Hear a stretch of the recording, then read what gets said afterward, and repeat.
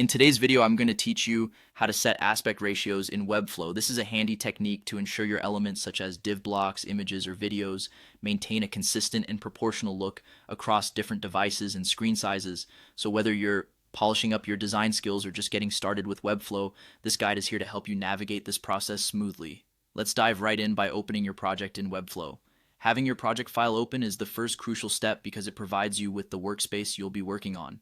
Make sure you have the right project open, as you want to ensure that any changes you apply, such as aspect ratios, reflect exactly where you need them. Once your project is open, the next step is to select the element you want to modify. This could be a div block, an image, or even a video.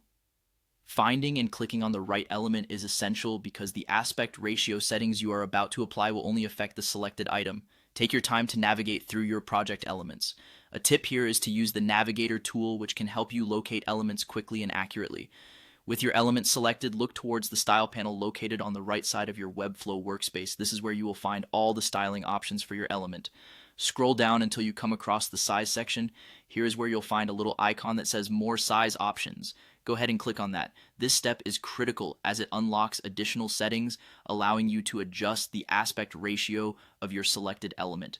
Now here's where the customization happens. Within the newly expanded options, you'll see an aspect ratio dropdown.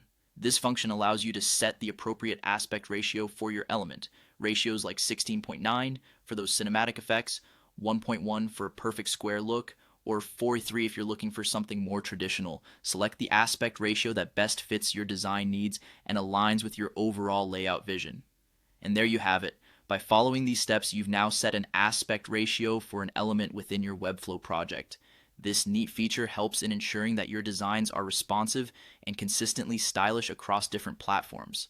If you ever decide to tweak the settings or try out a new ratio, you can simply follow these steps again and adjust accordingly. Feel free to experiment and see how different ratios affect the presentation of your content. Thank you for joining me today, and happy designing.